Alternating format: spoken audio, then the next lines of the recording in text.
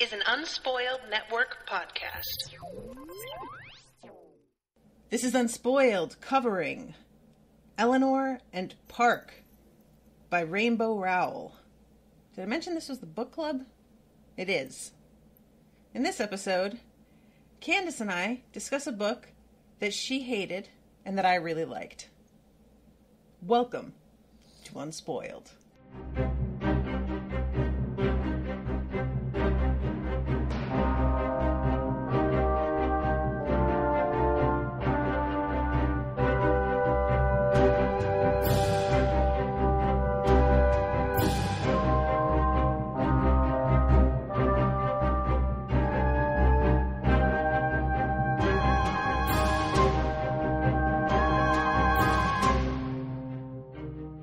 So welcome to the show, everyone. I'm Natasha. I'm Candace. And Candace, right before we started recording, was like, I really want to hear from somebody who liked this book, because with this fucking attitude. And guess what, Candace? You're looking at her. Well, I mean, you have bad taste. This book was terrible. Candace, let's take a look at your anime background, and then we will just walk right past that comment about taste. Yeah, I went there. I just did. Listen, anime is trash. I know it's trash. I don't pretend it's not trash. You can't hurt me that way. I really went into this book expecting to hate it. And maybe that's part of why I liked it, was that I was ready to really hate it. And I've read two books that I very much disliked this past time, like 2 months. And maybe because it just wasn't... Nothing is going to compete with Dirty Job at this moment. So it wasn't that I didn't like the story. I'm not going to lie. I didn't like that at all. Okay. But most of the problems that I had with this book were technical. There were some choices that she made with the way, like the POV hops. Okay. I didn't like that. I felt like that took me out of the story. They were too frequent.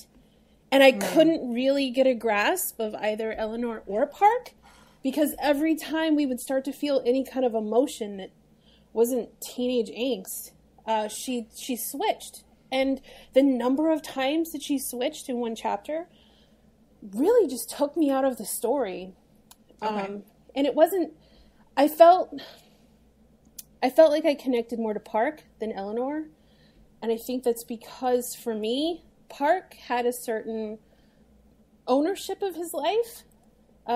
He felt like, I don't know how to describe it without, like Eleanor did not own any part of her life. She spoke about it as if she was completely separate from it. For example, like the cat, the gray cat, she never said who the cat belonged to. She just seemed surprised that there was a cat just in her life, and she called it the cat. Or a cat. Before we get into this stuff, I want to give some background in case people haven't read this book on what this is even about. Okay. So, Eleanor and Park, published by Rainbow Rowell. Is it Rowell?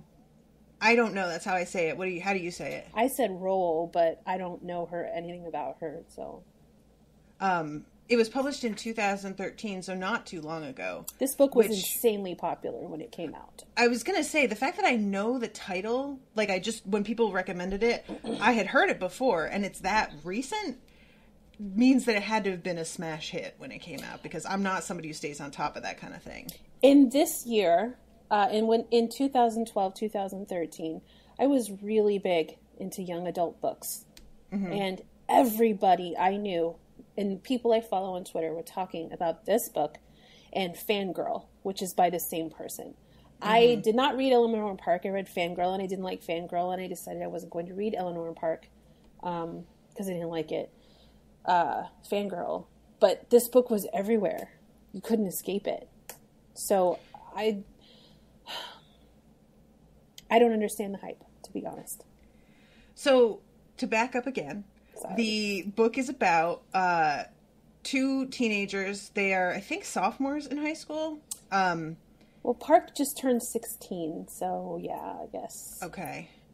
And Park is already established in this certain neighborhood and at this certain school. He is Korean American, and he has kind of like some social clout because he dated seriously for a little bit one of the more popular girls in the school. And so the like bullies and creeps tend to not go after him in the same way. That was one of the things that I did not buy about this story. This is at a time in history when Asian Americans were extremely persecuted. So I just don't believe that this family suffered no persecution whatsoever just because Park kissed Tina once in 6th grade. Okay. The other character is Eleanor, who her family lives in this neighborhood, but she had been living with some friends of the family after getting kicked out of her house by her abusive stepdad. And she has come back she's come back to her family, but the house is new to her. The house belongs to Richie's family. Right. So, it's a complete dump. There's never enough food for everybody. They have to share one room between her and like her 4 siblings. And she is the kind of person who really does not give a shit about like visually trying to fit in and looking a certain way. At least she pretends very well that she doesn't care. But we see when we're in her POVs that she does. She just can't afford it. So she does the best that she can with the shit that she has. She not only doesn't pretends that she doesn't care, she actively has active disdain for people who do. Mm-hmm. Right. So she walks on the bus. The first time that Park sees her, he's like embarrassed for her because she's a big girl with tons of freckles and a pile of red curly hair, which all immediately are the kind of thing that you should be trying to tone down in order to fit in. And not only does she not do that, she wears a bunch of weird clothing and like men's neckties tied around her hair and bunches of like kerchiefs tied around her wrists, which all serves to draw more attention to herself, which Park cannot understand at all. As far as he's concerned, she should be trying to hide. I had an issue with this, a plot hole issue with Eleanor's accessorizing. Very early in the book, we learn that Sabrina, Eleanor's mother, saved some of Eleanor's belongings from, I guess, when she got kicked out. We don't find out why she got kicked out or who Richie actually is to her, and way too far into the book, in my opinion. Okay. But she tells Eleanor that she managed to save some of her stuff. And it's not very much. It fits in a garbage bag and inside of a fruit box. But there's not even enough room in the dresser for Eleanor's stuff, like her clothes. So all of this stuff is like crammed into wherever. And yet Park is constantly notating that Eleanor seems to have an endless supply of accessories. I always got the impression she was just wearing the same things over and over. Well, her clothes were the same, like the pants with the patches and all that kind of stuff, that he perceives as her being quirky. But it's really her trying to hide the fact that she is destitute. But she seems to have like all kinds of stuff. He talks about like fishing lures and drapery tassels and silk flowers and all of this stuff that she puts in her hair. And yet she only has a few pairs of, like, where's she putting this stuff? Like, where was it before? Did she have it before? Because she certainly has it before her mom whips out that trash bag. Yeah, that's the kind of thing that I imagine if she gets kicked out, she's taking that all with her. Did she, though? Because, like, Richie, like, threw the typewriter literally into the wall space, and she just started running. Oh, you're talking about when she runs away in the book. I thought you meant when she gets kicked out the first time. Yeah, that's what happened the first time. But, oh, right, the typewriter is the first time. Because then he smashes the bottles of makeup and everything the second time. I don't know. I'm not worried about it. I was worried about it. So, because somebody in the book club group shared a link to a, like, ranting review. Because most people in the book club like this book. And there were a couple people who really didn't and were like, oh, brother, we'll see about this. And this link got shared to this review. And I didn't even watch the whole thing. I watched, like, the first 2 minutes of it. And I was just like, all right, you know what? Because I really felt this book. Like, I just, the the over-the-top drama of teen romance is something that I find really off-putting most of the time. And for some reason, this worked for me in that this is exactly what it felt like to me. When I was like falling for this dude in my sophomore year of high school, it would have been like the world was ending if anything like this was going on. That's not the part that I found disingenuous and ham-fisted. Okay. For me, I felt like, I took a lot of notes while reading this, and I felt, this is just me personally, I put aside the fact that I can't stand the author as a person. Oh yeah, what is that about? What does she do? For one thing, she doesn't accept any criticism whatsoever on her books, and she writes it out as just jealous hater nonsense. Okay. She also put me off because I can't remember when it was, and I honestly tried to look for this because I couldn't find it. I must not have saved it. But it was during some kind of natural disaster, and there was various charities that were taking money, and people were retweeting links, donate here, donate there, I've donated this, I'll match donations up to this certain point. Rainbow Roll tweeted something that said, if I get 1,500 retweets, I'll donate $1,500. Well, she retweeted it later and said, if I don't get 1,500 retweets, I'm spending that cash on shoes. And I was just like, bitch, you can... Honestly, I kind of love that, but that's I just thought me it was because tacky. I don't remember what it was, but I had already decided I didn't like her. So that was just enough for me to just hate her. But I felt like Eleanor was kind of sloppily slapped together as a character. Okay. I felt like she wanted to tell the story through Park's POV, but she felt like it wasn't strong enough as a story. And granted, I don't think that it would have been. Mm-hmm. Because frankly, Park's life is not only not believable for the time period that it takes place in, but it's somewhat boring. His dad is just some fetishy yellow fever guy. That's exactly what he is. He's disgusting. I don't think we see enough of him to know that. Like, he fell in love with Park's mom, but I don't know anything beyond that. He's a soldier. Him. He brought her home from Korea. He's one of those guys. And he makes out with her in the kitchen in front of everybody else. Like, I don't know. Maybe I just have too much experience on army bases. And I've seen this, like, super up close. Okay, yeah, like you're citing him like still making out with her as like a strike against him when I feel like that. I don't appreciate your logic right now. More like he cares about her. I want to be angry about this. But he also makes some really weird, toxic comments about Park's masculinity and. Oh my god, he is super bad with toxic masculinity. So he's gross about that. But Park's life is boring. It kind of is. Like, his parents are ridiculous. They really are like the Cleavers. They're clearly in love. Park's mom is adorable. I loved this woman, even though she's the best. She's a racist stereotype in every way. But how do you think that? I'm genuinely asking. Because she does hair, and she's into makeup, and what? She's the tiny Asian lady who chops up her sentences and does hair and nails in her garage.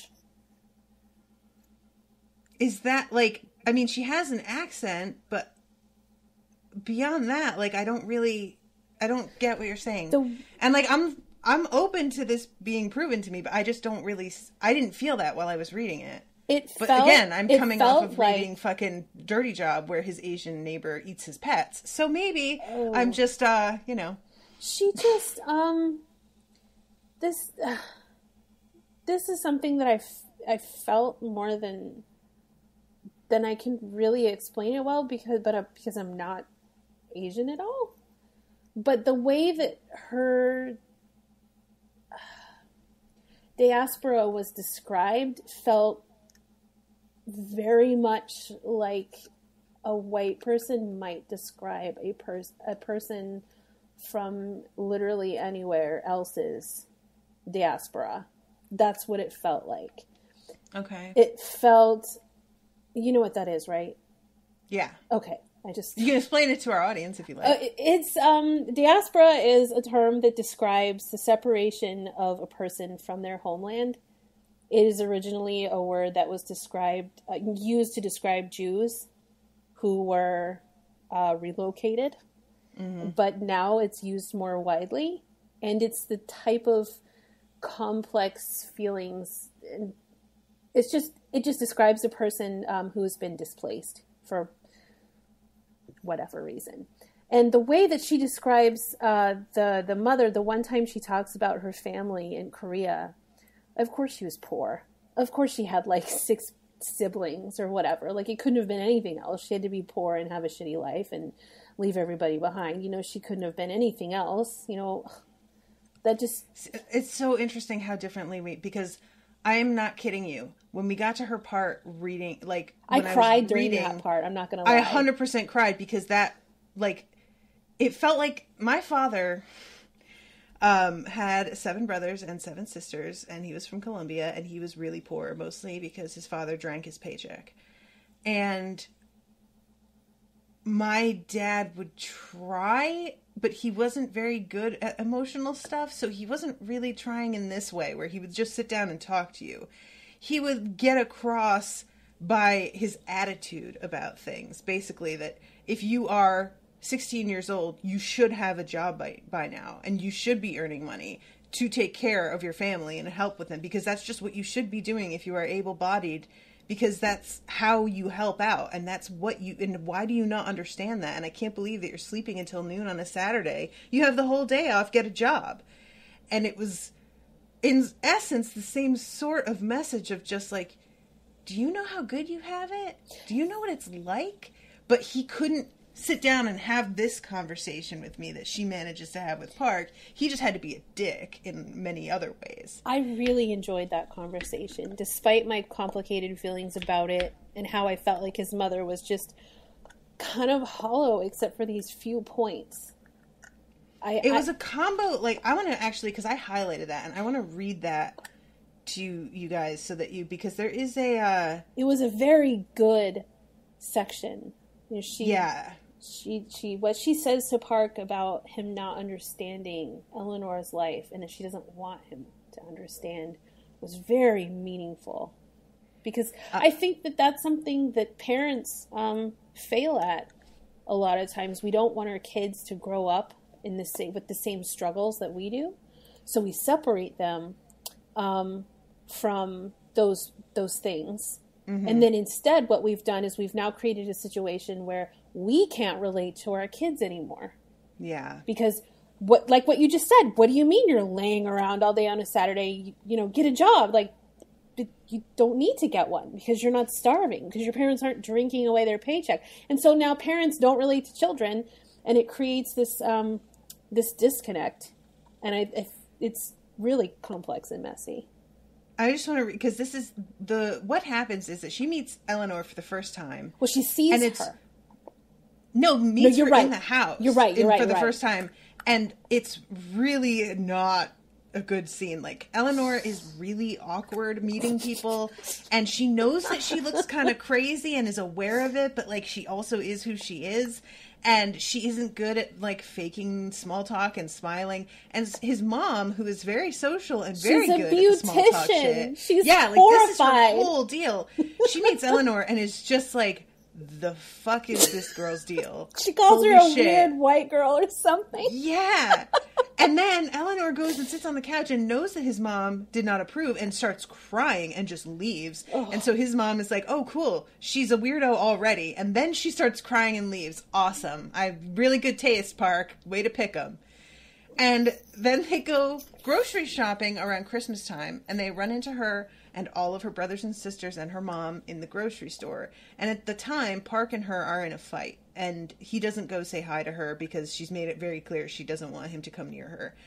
And his mom kind of tries to push and make him go say hi, and he doesn't. And then they go home. And so this is the leading up to it, which is part of where I was like, I'm not sure what this means until she comes and talks to him. She's drunk, by the way. I think that she gets drunk once they get home. That's an important thing Park to thought know. his mom might say something more about it in the car, but she was quiet. When they got home, she said she was tired. She asked Park to bring in the groceries, then she spent the rest of the afternoon in her room with the door closed. His dad went in to check on her at dinner time, and an hour later when they both came out, his dad said they were going to Pizza Hut for dinner. On Christmas Eve, Josh said, they always had waffles and watched movies on Christmas Eve, which, by the way, new tradition, waffles on Christmas Eve is a fucking awesome idea. They'd already rented Billy Jack. Get in the car, his dad said. Park's mom's eyes were red, and she didn't bother reapplying her eye makeup before they left. When they got home, Park went straight to his room. He just wanted to be alone to think about seeing Eleanor, but his mom came in a few minutes later. She sat on his bed without making a single wave. She held out a Christmas present. This is for your Eleanor, she said, from me. Park looked at the gift. He took it but shook his head. I don't know if I'll have a chance to give it to her. Your Eleanor, she said. She come from a big family. Park shook the present gently. I come from big family, his mom said. 3 little sisters, 3 little brothers. She held out her hand as if she were patting 6 heads. She'd had a wine cooler with dinner, and he could tell. She almost never talked about Korea. What were their names? Park asked. His mom's hand settled softly in her lap. In big family, she said, everything, everybody, spread so thin. Thin like paper, you know? She made a tearing gesture. You know? Maybe 2 wine coolers. I'm not sure, Park said. Nobody gets enough, she said. Nobody gets what they need. When you're always hungry, you get hungry in your head. She tapped her forehead. You know? Park wasn't sure what to say. You don't know, she said, shaking her head. I don't want you to know. I'm sorry. Don't be sorry, he said. I'm sorry of how I welcomed your Eleanor. Mom, it's okay. This isn't your fault. I don't think I say this right. So, yeah, that whole thing, and like the fact that she never talked about Korea too. My dad didn't talk about Colombia like ever. Well, this area was extremely war-torn during that time, because this takes place in 1986, yeah? Mm-hmm. And Park is like 15 at the start of the book, so he must have been born in 1970. So Korea must have been just super shitty. Like, I cannot even imagine. I think that's because my father left because he was being chased. So I can't, like, I understand why he never talked about it. But it really is something to, like, live and be brought up with somebody and not know anything about them, you know? Sorry, I'm getting really emotional. No, here. it was a really emotional scene. Because the things that she's describing, being hungry in your head, that's a kind of poverty that a lot of people do not and will not ever understand, because there's a difference between being lower middle class and poor. But when you're hungry in your head, that's a whole other kind of psychology. When you're, you know, counting your toilet paper squares and you're eating food that's just right on the edge of being bad because you can't go to bed hungry another night. Yeah, it's just like what she's describing is a thing that she doesn't want Park to understand this. Mm-hmm. So she doesn't want to explain it any more than that. Plus she's drunk. So, but that scene really did make me cry, because that's just something that parents do. We don't want our kids to struggle like us, so we create something different that we can't actually understand, and then we get mad when our kids don't understand where we're coming from, and we made the situation ourselves. Yeah, I think that was because my dad was like kind of a workaholic, and it was a real bone of contention when he married his third wife. My mom was the second, because she had 2 young sons, and they were comfortable. Like, they had grown up in the suburbs, and he didn't understand why they didn't run out and begin working 50 hours a week and took their time after high school, even getting a job, because they were still in college. And my dad, working and going to college at the same time is just, of course you do. What do you mean? And they had some fights over it, because she wanted her kids to enjoy themselves. And my dad, I think, had a kind of paranoia that things won't be like this forever, and they need to know, and they need to learn this. Being super poor will program you to always be afraid. That's just how it works. And instead what you get is spoiled kids who don't appreciate what they have. I see this a lot on Tumblr, which is really populated with teenagers. And they get angry. Well, my dad works so much, and I don't understand why. I'm like, ooh, are you on this website with your computer? Did you pay for it? Who's paying for your Wi-Fi? Like, it's just... And that was the thing. I was like, oh, well, I'm not getting into that whole thing. But, yeah. So this scene with her, I kind of wish there was a little more. Because... This is why I say she feels a little bit like a racist stereotype. Because... this is being Korean, and how different she is. Park talks a little bit of this is really what tipped me off, or poisoned me, I guess, into thinking that Park's dad was, a fetishist or whatever. Okay. When I wish I'd marked it in the book, but I didn't. But Park is talking about his mom and how she does hair, and how on the window it says Mindy's, whatever. And he notes on her driver's license, it doesn't say M-I-N-D-Y. It says M-I-N-D-A-E as two separate words because that's her name. And he says that when she tries, she can sound like everyone else. But when she's around his dad, he says she doesn't even try to sound like she didn't just get off the boat from Korea last week. And he's somewhat embarrassed by this. And I think that while that is really common in first-generation children of immigrants, I felt like there was no but. There was no connection that Park felt toward his Korean culture at all. And I feel a little bit like Roll did that because she didn't want to research it. She didn't want to write it. So Park has no connection whatsoever. And his diaspora is written hollowly. And he doesn't understand why. We don't understand why Park's mom, doesn't try around the dad. Is it a fetish, or is she just not going to try when she's at home? Or why should she have to try?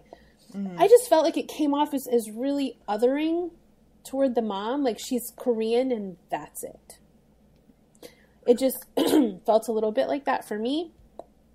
And that's why I sent you that other thing, Fish Cheeks by Amy Tan. I forgot to read okay. that. It's very short. It's basically about a little girl who's 14.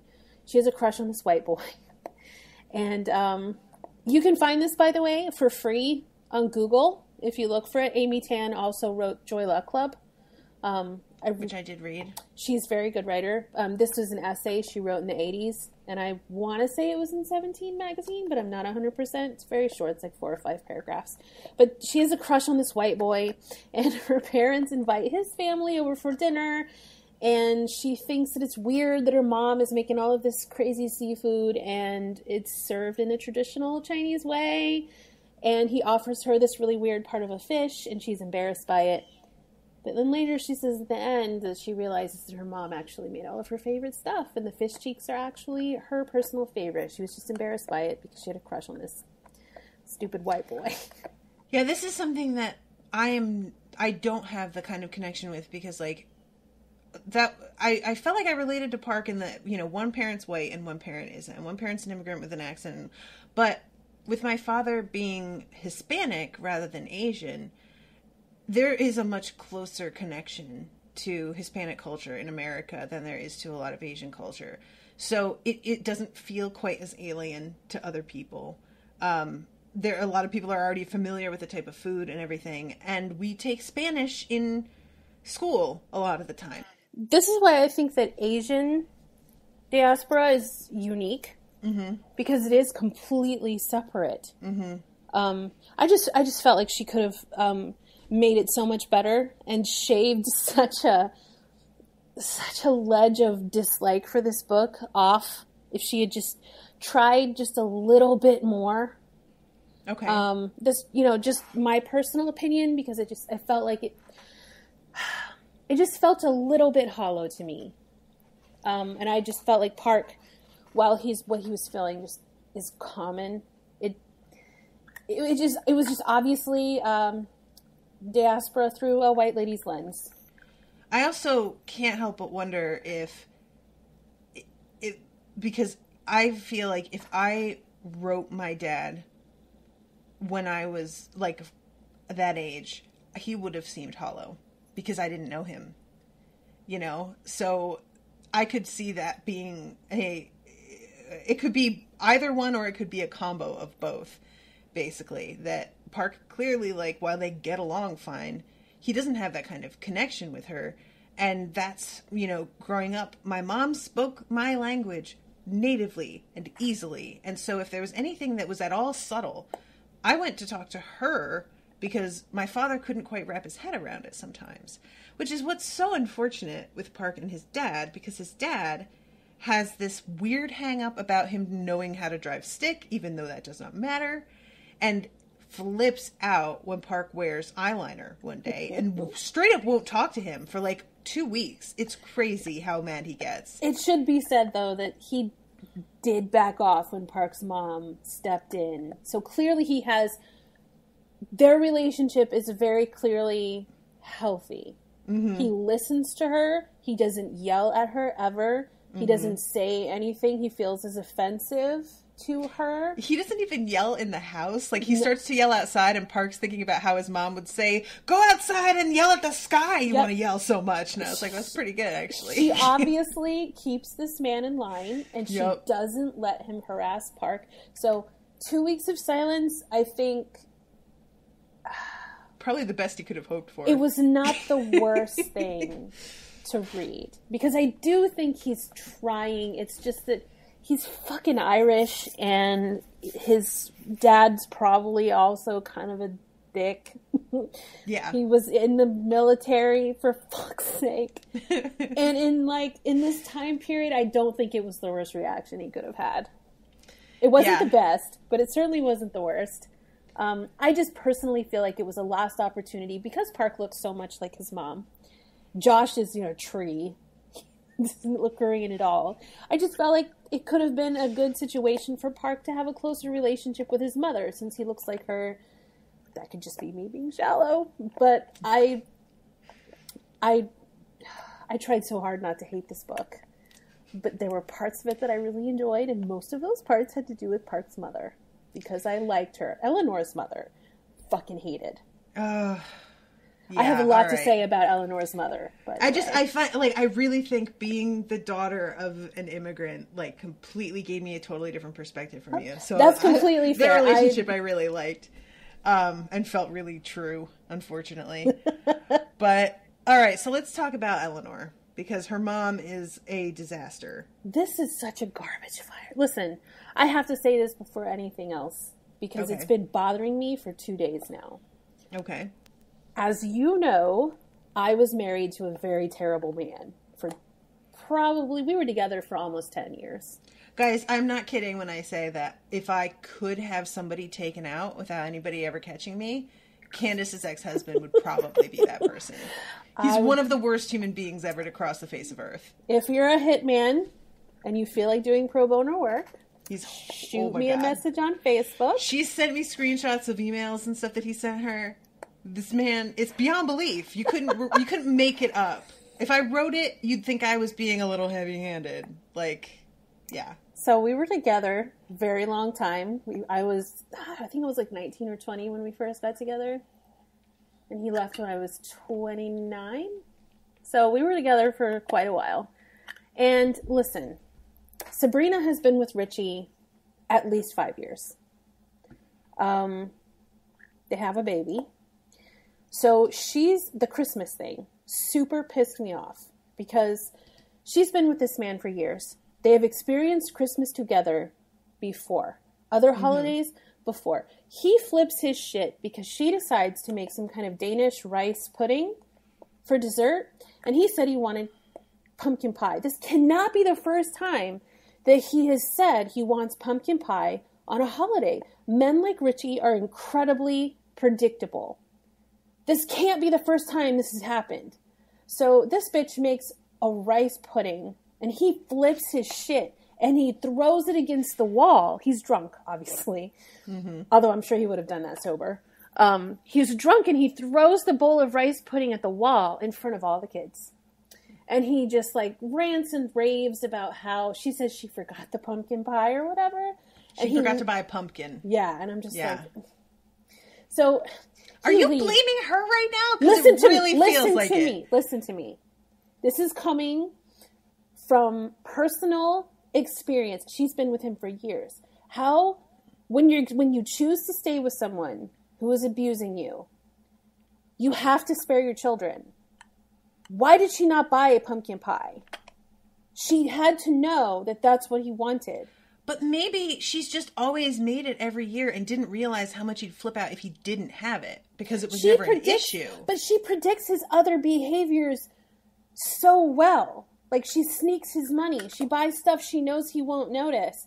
And she just, the pie? Why did Roll feel like she needed to ham? This is a bizarre thing for you to get hung up on, girl. Why did she feel she needed to ham fist this extra angst drama in there when Sabrina could have just remembered the pie? Listen, I've been separated now from Tommy for about 5 years. I can still tell you what would piss him off.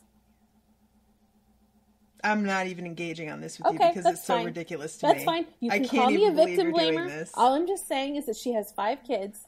And she could have spared everyone that. If she doesn't care about sparing her kids. She obviously does not. No, that's like the whole thing with her. Is her kids are like all she says when she gets in a conversation with Eleanor is, "What am I supposed to do? You eventually get to leave, but he's my husband."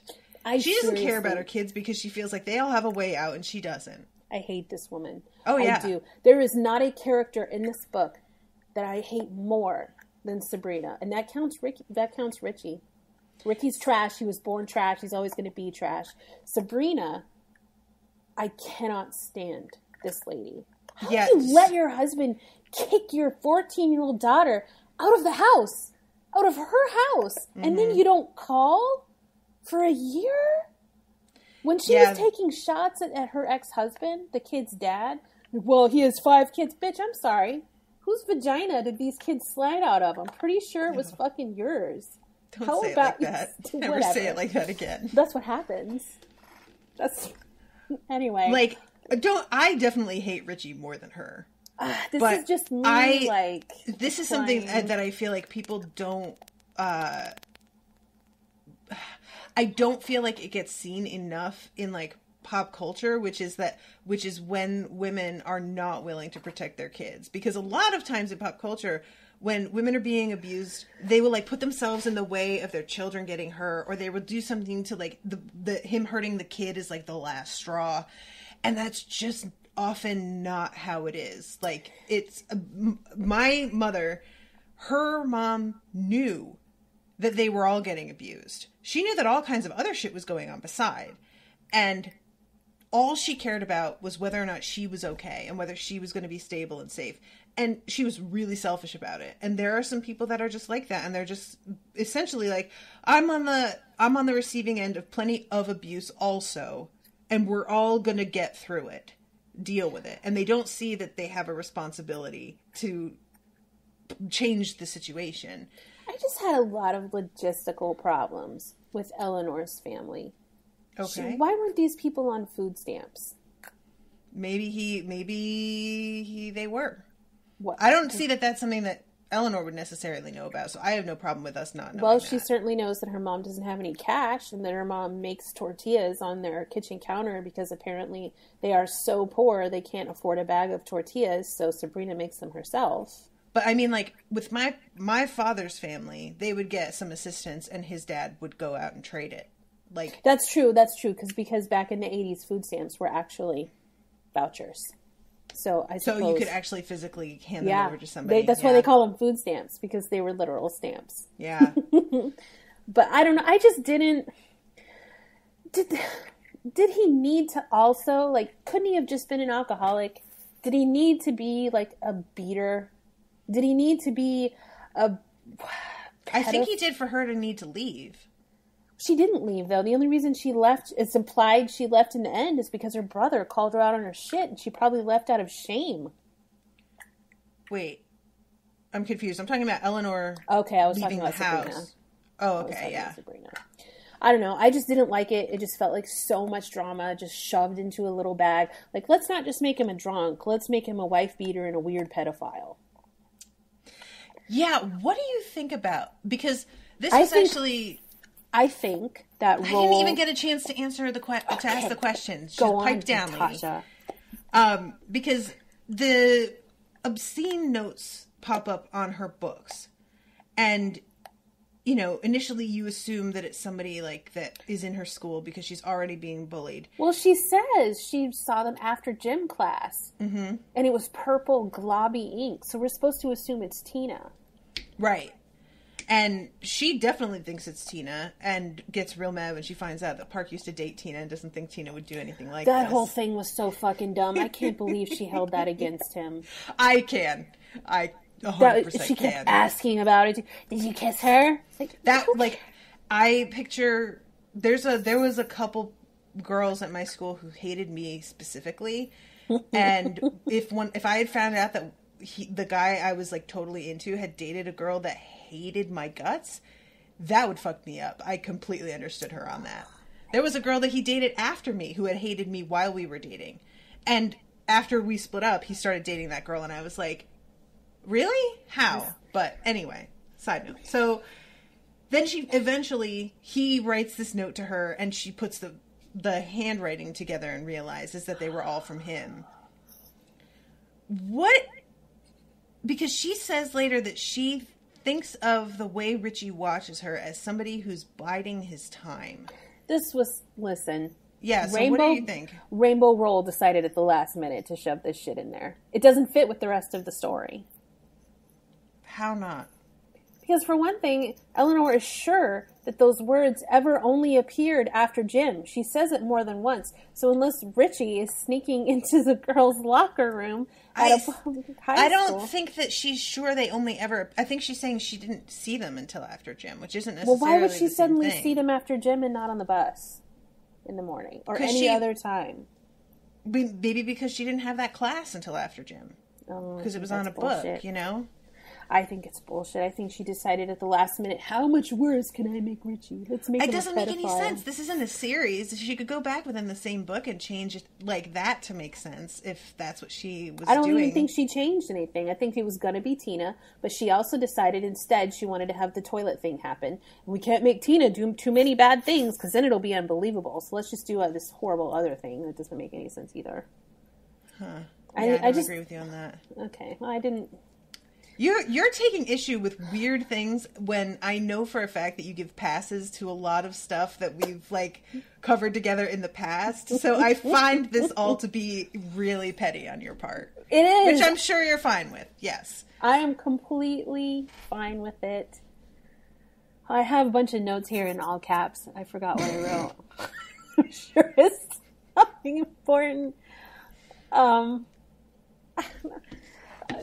I liked the black girls. I thought they were fun, even though they were also racist stereotypes. The black girls. Because they get made fun of, and initially they're just kind of like, yeah, all right, make fun of that one because we are getting off the hook now. And I enjoyed eventually them very they much, team up.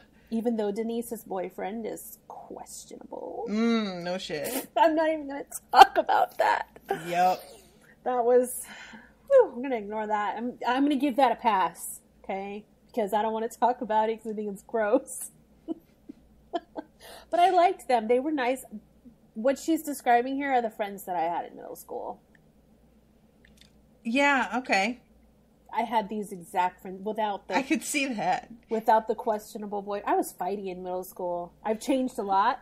But I had friends just like this. You know, they were fun, they were loud, and we had a lot of fun together. And they stopped me from picking more fights than I did. They were great.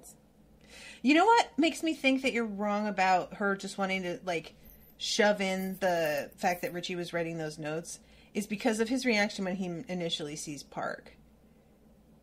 I'm going to read this because I really liked the way that this ended up. I chalked that up to racism.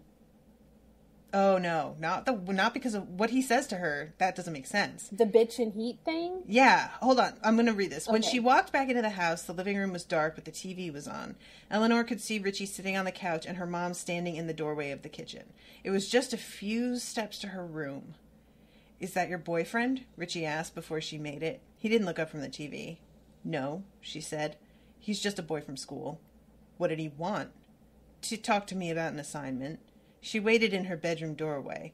Then, when Richie didn't say anything more, she stepped inside, shutting the door behind her. I know what you're up to, he said, raising his voice just as the door closed. Nothing but a bitch in heat. Eleanor let his words hit her full on, took them right in the chin. She climbed into bed and clenched her eyes and jaws and fists, held everything clenched until she could breathe without screaming. And this is the part that I really like. Until this moment, she'd kept Park in a place in her head that she thought Richie couldn't get to, completely separate from this house and everything that happened here. It was a pretty awesome place, like the only part of her head fit for praying. But now Richie was in there just pissing all over everything, making everything she had feel as rotten as him.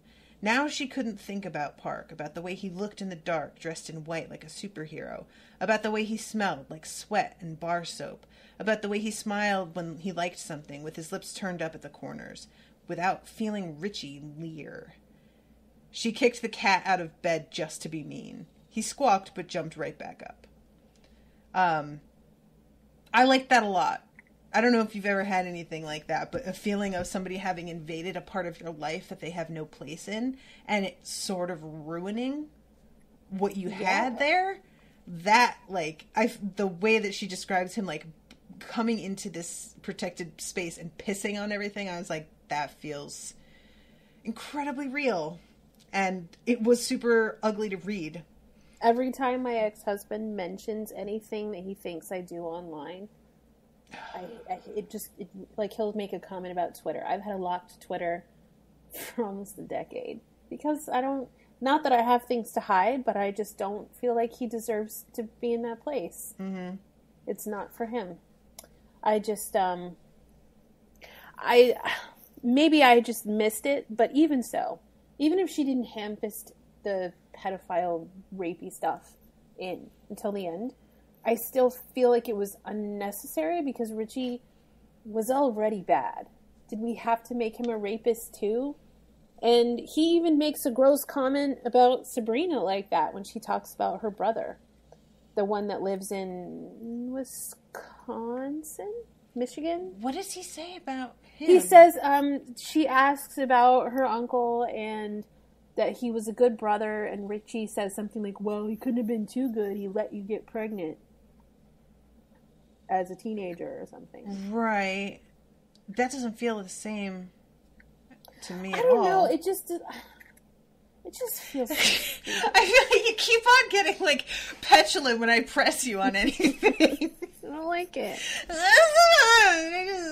But, like, I get what you mean about, like, does he need to be all those things? And ordinarily I would agree with you, but I just feel like this guy is a real person. I just feel like when you say that all of this, like, people can be bad without checking every bad box. And that's what I'm saying. Like, I totally get what you mean. And a lot of times I really agree with you. Like, there was some show, it was fucking Game of Thrones, where the guards were already terrible, but then we found out that they were, like, trafficking in children, and we were just like, come on. But, like, I know for a fact that I have met Richie. Well, sure. I met this dude. So I feel like I don't know for sure, but I get the feeling that she modeled him after somebody that she knew who just did happen to check all the bad boxes. And should she just, like... Maybe. I just think that the kind of comment that he made about Sabrina, even though she's a lot older now, she's older than Richie. Mm-hmm. Because everybody always says she's an older woman. So she's older than Richie, which kind of makes me wonder how old he is, to be honest. But he made comments about his own wife like that. So it doesn't stretch, the way he obviously looks down on women. And because even his own wife got pregnant at what we assume... Because I assume she was a teen mom. I think Eleanor says that, yeah. She tells Eleanor that she hasn't been on her own since 8th grade. So that kind of implies that she was a very young mother. Yeah. So he's making comments like that about Sabrina, so why shouldn't he make comments like that about Eleanor without being a pedophile?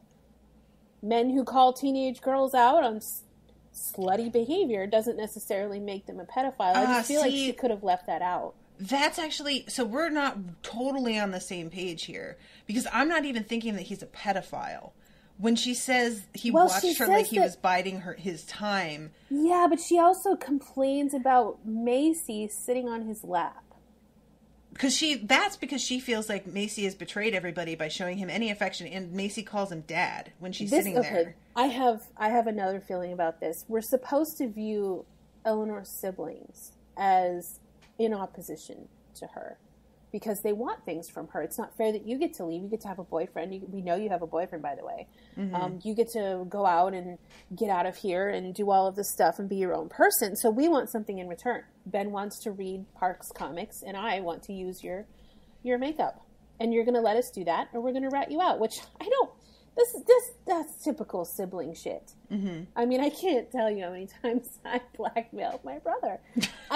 And the way that it's painted in the book is Eleanor, panicking and viewing her siblings as traitors. And I'm like, no, your siblings are actually quite a bit smarter than you and are better at adapting than you. Because you're just like your mother. You lay on your back and you take your abuse and you're completely passive about it. You don't do anything about it. And because of that, this book doesn't really have much of a plot arc. And you view, I'm supposed to not like your siblings because they're shrewder than you? I didn't get that. That wasn't what I took from that. I felt like, really? Yeah, I felt like she was resentful of, there were a couple things going on there. One, she says that her siblings didn't know what they were missing because they didn't even remember the times when her mom used to bake and everything was great. And so there's like that as Eleanor looking down on her siblings. No, I didn't get that. Okay. I felt like it was her basically being like, you guys are, and she did see them as traitors 100%, but at the same time, like, she would have that thought, and then the very next thought would be feeling kind of guilty about it because she knew that they didn't really have a choice. And that feels supernatural to me, that you can just be like, I can't believe you're taking his side, and I've been gone for a year, and I come back, and you guys are all cushy with him after he fucking kicked me out. But they also really can't not do that in order to survive the circumstances that they're in. And I got the impression she, like, understood that, but she still resents it, which of course she would. I didn't get that she understood it at all. Yeah, she says there's a few different I didn't highlight them, but she says, like, she knew that, and she understood also why they resented the fact that she could go and hang out at somebody else's house, and that while she was gone, they were more at risk because she wasn't looking out for them. So they resented each other in all of these different ways because they each were betraying the other as they each saw it. I think Eleanor is in what you just said about how she feels guilty for leaving and not being able to look out for them. I feel like Eleanor is giving herself too much credit there because they don't need her to look out for them.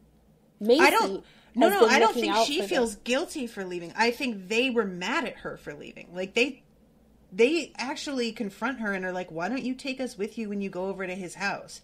They don't understand why, when she avoids being home, she can't save them and take them with her. And she has to be like, I can't. That's not how this works. Then she gets mad at them for asking for things in return. Right. I just thought it Which, was, of course, she would. I guess. I just didn't like the way that Eleanor doesn't see that for what it is. It's adaptation. What do you mean? And it's survival. And she's angry that she has to share this stuff with them now. She thinks that Ben will ruin Parks comics, and she just wanted to keep it for herself. I don't know. I just don't like Eleanor very much. Yeah, I'm getting that. And because you're acting like she should have just understood that they needed to do this, and just she should have moved on. To it's like, yeah, frank, you can understand something and still be resentful and angry about it. Those things are not mutually exclusive, and that's an enormous factor in dealing with abuse. Like, I think that maybe I'm just one of those people that internalizes everything. Okay. My abuse, the way that I've been abused in my life, and I expect other people to be smarter. You know, if you're like the resentment that I feel towards Sabrina, You should have fucking remembered to buy that pie, and now you're just going to stand against the wall and sob about it? If you're going to stay with this guy, you should have bought a pumpkin pie. You should have known. I don't know. I just feel like Eleanor is not very smart. She doesn't handle things the way that I would, so it's automatically wrong. All right, good. Glad we cleared that up. Good talk. Thank you for coming to my TED Talk. Good Lord. I feel like you're telling on yourself a lot this episode, Candace. I did not like this book. It brought out a very ugly, judgmental side of my personality that is usually less ugly. I can usually make a joke about it. But there were certain parts of this book that I don't like using the word triggered because so many people make fun of it. But it triggered something in my head, and I was like, man, this is badly handled. The parts that I thought were really well handled were the ones where nothing winds up really going wrong. For example, Eleanor just needing to take a bath, and Richie is already home. And she has to maneuver around him sitting in the living room because they don't even have a proper bathroom. They just have a sheet hanging up and like a basin and the toilet right there. And her having to be careful not to bother him with making too much noise and trying hopefully to get this done before he gets home. And waking up after her mom got a black eye and her mom making him breakfast and begging Eleanor to please be quiet and don't let him smell the pee on you because he's going to flip out. See, that kind of stuff was just really stressful for me. That's exactly what I mean. Yeah. I didn't like it. The only parts of this book that I liked were the parts with Park. Because that felt non-stressful. That felt real to me.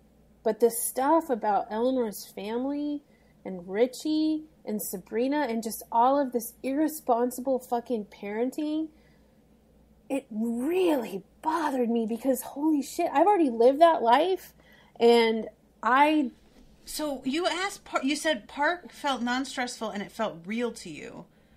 And, Park is a person. But you're saying that with Eleanor, it didn't feel real to you? But then you just said, I've already lived this. What I mean is the way that Eleanor handles things, like the situation, outside of everybody's reactions. Dealing with someone unpredictable like Richie. It's really hard to describe what it's like living with someone like that. Someone who is drunk or high, or someone who you can, she could have bought the pie, sure. But at any point, Richie is going to wake up in the middle of the night and attack you, or, attack the children, or break some shit. Outside of, remembering the pie and making dinner okay, he still could just throw something at the wall at any other time. I just found it extremely stressful and triggering, and I just wish that she would have left all of that shit out of the book. And just... It sounds like she did exactly what she intended. If that's how you reacted, I hope she trips into a hole full of bees because of it. Because you're saying that he probably would have flipped out anyway, and that really was my thought when you're saying why didn't you just make the pie? If she had, it wouldn't have made a difference because he would have been angry later. Though he would have eaten his pie and gone and sat down on the couch and watched his shitty TV show or whatever. But it wouldn't have been that. Or he would have just found another thing. Maybe the pie wasn't the way he wanted it. I don't know. Because the way that she described it during that scene, Eleanor is saying that Christmas was pretty good at first. Richie was in a good mood, but it was one of those good moods that you could tell was on the edge and that he could turn at any moment. And when he turned was after dinner. It just left me feeling a lot of really mixed up things, obviously. And domestic violence, if I had known that this book was about domestic violence, I would not have volunteered to read it. I had no idea, and I read a lot of reviews on this book. I read a lot of opinions on Goodreads and Twitter and stuff like that, which is how I knew about the racist stuff. Nobody ever mentions domestic violence. Nobody ever does. Do they really not? How do you avoid talking about that with this book? Not one single person talked about Richie in any of the conversations, any of the essays, any of the reviews. And this is something that I always look for when people talk about like trigger lists and stuff. I'm always on the hunt for domestic violence. And this is something that made me super pissed off about Daredevil as well. Yeah, I remember that. It just puts me in a place of total opposition to everything. So I know I'm coming off as like super combative and hateful about this book. And it's because it caught me off guard. I was not expecting it. And it's a thing that I normally avoid. So I have a lot of really not good opinions on different things and the way people handle the situations in the book. And it's because that's a thing that I typically avoid. So I really like, when I started reading this, okay, so full disclosure here. My dad never beat my mom. He never beat me. But he was one of those people that made it clear that he wanted to, and he was just managing not to. And there was one time where I did something and he chased after me and he broke down the bathroom door with his shoulder as I like was inside screaming, and he just broke the whole, and it was a solid wood door from like 1940 and it was broken in half. He was the kind of person, when she describes having to tiptoe around and avoid upsetting him, that was what he was like a lot. And he got so much better as he got older, and he was able to release a lot of anger, and our relationship improved. But when I was younger, I was incredibly aware. My mom did the same thing that Eleanor's mom does, where she hides money and buys things in secret. And I would have stuff, and we would have to pretend that I had always had it because he didn't want to spend the money, and that kind of thing. So there was a lot about this that I felt like I had just missed. You know, like if my dad had kept doing coke and kept drinking rather than going to AA and becoming a born again, it could easily have gone that direction eventually. Because my mom was the kind of person that I believe, as much as she loved me, would have functioned in much the same way as Eleanor's mom, where I would have been meant to deal with it on my own. And I was listening to this book on audiobook because that's how I tend to do the books for the book club. And I had to switch to reading it on my Kindle because hearing it out loud, I could not handle. I couldn't handle the narration of it. I couldn't handle how when somebody narrates, it's so much slower and you don't have the ability to speed through or just sort of graze a paragraph that you know is going to be full of shit that you don't want to be seeing or reading right now. So I stopped the audiobook, returned it. I was like, yeah, I'm getting credit for this. Thank you. And bought the book on Kindle because I just couldn't do it. And so I really understand what you're saying. And I do kind of wish that I had known what I was getting into with it, because I thought it was going to be, you know, your YA love triangle kind of whatever. Everybody that I have talked to, my brother's girlfriend is a big reader. And I posted a picture of the cover of the book on my Instagram. And she was like, oh, I love that book. And I'm like, really? Because I kind of hate it. And she said, yeah, it was just really fluffy. And I'm like, how can anybody think that? Everybody said that. Book reviewers that I follow on Twitter and have followed for years gave this 5 stars on Goodreads for being a good, fluffy, romantic read. And I'm like, are you people fucking drunk? I will never reread this book. Never. I don't know what they're talking about. There is nothing fluffy about this book. This is sad. It is gratuitous angst. It is emotionally manipulative. And the end...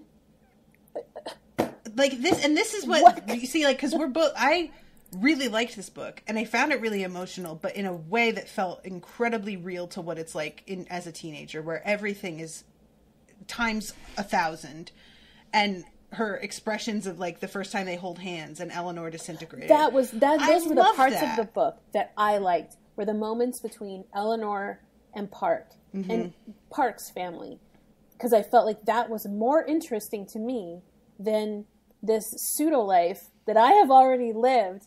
And that's like, I still don't want to reread it, even as much as I liked those parts, and even though I liked this book overall, I'm not going to put myself through this again. I can't believe anybody would call it fluffy. Holy shit, guys. Way to miss the point. And the thing is, there was no ending to this book. It ended as abruptly as it started, just like with Park being on the bus, it ends. And I hated Eleanor even more at the end because, first of all, Park's dad should have called CPS. Yeah. What parent, like as a parent, I cannot imagine giving, first of all, if Nimai had my son, if he had a girlfriend like this, I would have called CPS on her crazy ass fucking parents months ago. And I'm not an advocate for sicking CPS on people, but holy shit. Like the first time that she showed up there, you know, all frazzled and fucked up, I called CPS then. And I would have said, hey, so like when he tells Eleanor, I know Richie, we went to school together. He's a piece of shit. You can have dinner here anytime. That conversation should have been after a CPS call where he offered to let this girl sleep on their couch. Like, that's when that discussion should have happened. But I cannot imagine giving my 16-year-old son the keys to my car. Hey, it's totally cool to drive your girlfriend however many, I don't actually know where Nebraska is. It's somewhere over there. That way. Nobody knows. It's fine. It's not real. It's somewhere up there where the corn is. Just go and drive your girlfriend to some rando place. But I know Google Maps hasn't been invented yet, but you can just get a map at a gas station. What? Here's $100. Good luck. Call us from a payphone. It's 1986. I cannot imagine. And this is like the kind of thing, again, because every day I read about people behaving in a way that I do not understand. And this is the kind of, and I don't even mean fiction. I mean like legit real people. And this is the kind of thing that you run into all the time is people who are like, well, I just figured it wasn't my business. And I'm just like, how? Like, and I could totally see his dad saying that. Well, I wanted to help out, but I didn't really want to get involved. Okay, I want to say, though, that one of the most authentic things in this book for me personally was, and I do want to talk about the ending because I'm super pissed off about that. I deserved closure. But when Eleanor when she hears the gunshots or whatever, and she calls the police on Richie, when she went to her next door neighbor's door, and he didn't answer the door right away, and he didn't offer anything, and he seemed like super reluctant to like help her, that is real. Yeah. You're right. People absolutely do not want to get involved. There was one particular fight that my ex-husband and I got into, and it was in the middle of the night. It was probably like 10:30 or so, and I ran out of the house, and I left him behind, and I went and I was knocking on our neighbor's door. Their light was on when I approached the house, but as soon as I started knocking on the door, they turned it out, and they did not answer the door. And and I was knocking for several minutes. All they wanted to do was use their phone to call the police. And I didn't nobody would answer the door. So I ended up having to go home and deal with that. Another time I was trying to call the police on him, and the lady wouldn't let me even on her patio. She brought me her cordless phone. And then she made me leave immediately after. People do not give a shit about victims of anything. He didn't even offer her a fucking brownie, which I'm assuming that's because they were probably pop brownies. But I felt like that was very true. And then the cops like get in her face, acting like she made it up or something. That was a mistake on their part. Like, what kind of that was very poor training on the part of the shitty neighborhood Nebraska police. Yep. That felt fake to me, but again, I look at my own experience calling the police to my residence to deal with a violent person, and that's honestly what I think is the biggest eye-opener in the past few years, is that people would not believe the accounts of people of color, marginalized people, regarding their interactions with cops, because it's so illogical that you couldn't believe that what they're saying is true. There's no way that happened, right? And now we're seeing it on film, and it doesn't make any more sense, but at least we see that it happened that way. But I wouldn't believe it. Why would you believe it? Because it's crazy. I wouldn't believe it if it hadn't happened to me personally. Mm-hmm. I called the police one time on my ex-husband at like 5:30 in the morning. He woke me up. He wanted me to reschedule some appointment that he kept scheduling for 7:30 in the morning, even though we both just knew that was never going to happen. And he wanted me to reschedule it. And I said, no, you need to do it yourself. You're an adult. I'm tired. I'm pregnant. Leave me the fuck alone. And he ended up, like, throwing a wild fit. And I called the police. They came to the house. I was in my pajamas. I was hugely pregnant. They kicked me. They threatened to arrest me for yelling at the cops for questioning me because he had a scratch on his arm, even though I told them on the phone that he was thrashing throughout the house. He had a scratch on his arm, and this fucking sheriff's deputy must have had a bad ex-wife because he blamed me. He said that I was the one who was being violent, and they actually made me leave my own house in the morning before the sun came up in my pajamas. I was 7 months pregnant. I would never believe these stories people tell about the cops unless it happened to me. And I've been told by my friends who live on reservations the things that happen there. And I believe every word of it. Mm-hmm. Yeah, this is something that I'm not, like, happy that we're getting all of this film footage of this shit going on.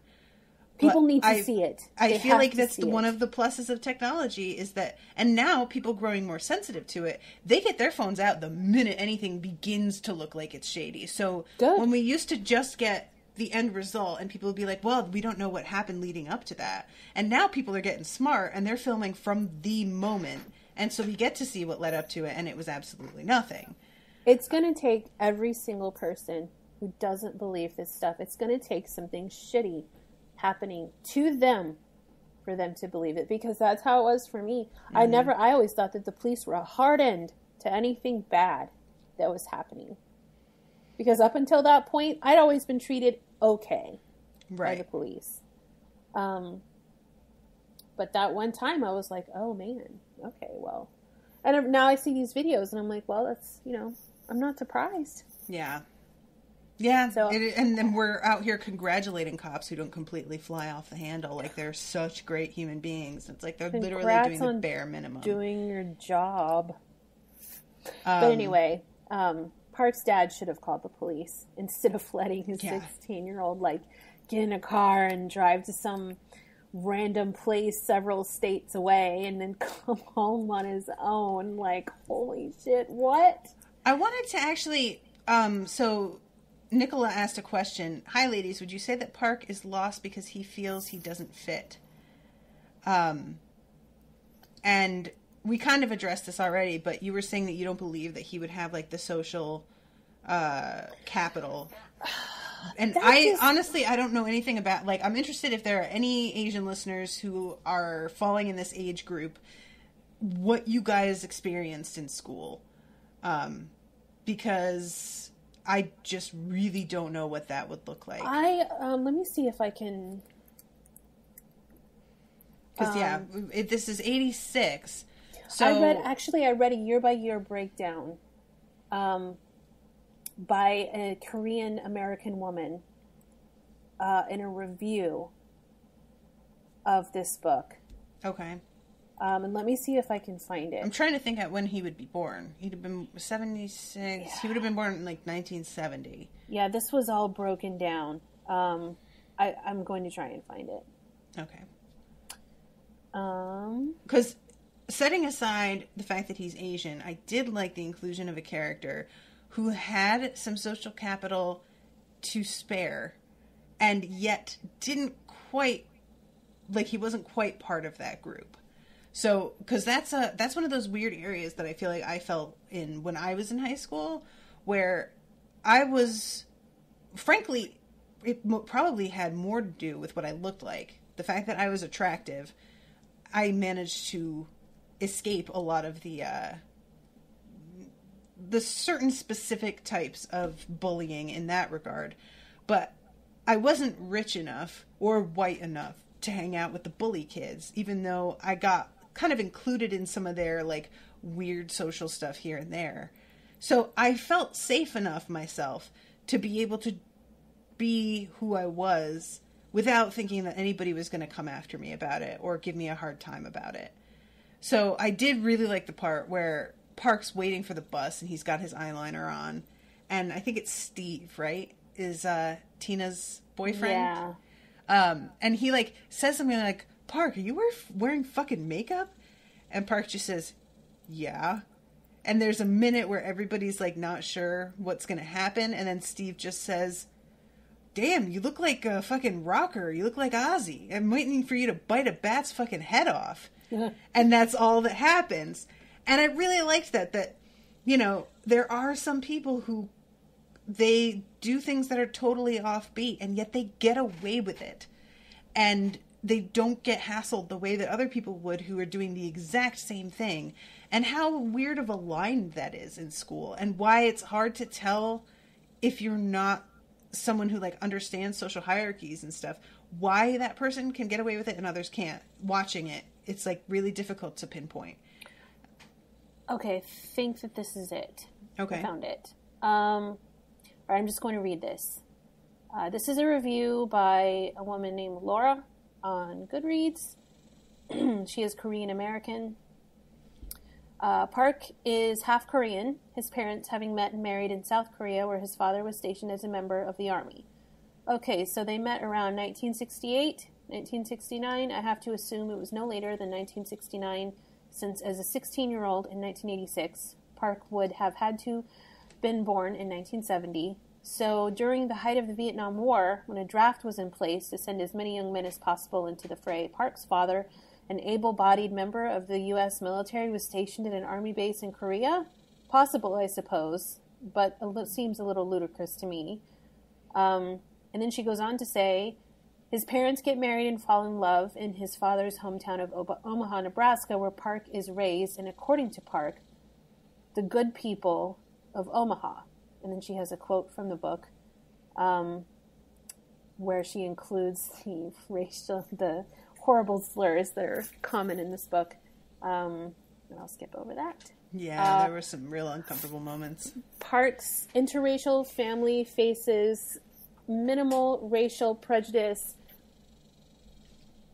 in the Midwestern United States, an area known for lacking in diversity during the 1970s and 1980s.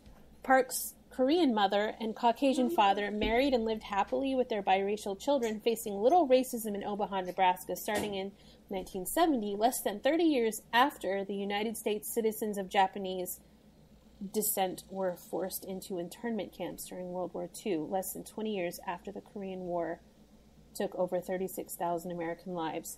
Only 7 years after interracial marriage was legalized in the state of Nebraska. Only 3 years after the U.S. Supreme Court struck down all other... this is a big word, and I'm sorry, I don't know how to say it. Anti-miscegenation? Miscegenation. Miscegenation is mixing of races. Okay. I've never seen that word before. Yeah. Laws throughout the country via their Loving versus Virginia decision only 2 years after the assassination of MLK Jr. and the height of the civil rights movement. And she goes on to list a whole bunch of other stuff. Then she says, I call bullshit. So, I mean, I don't really... his family just seems improbable. Gotcha. Yeah. At the least. And that was one of the reviews that I read before I read the book. And it's a 1-star review.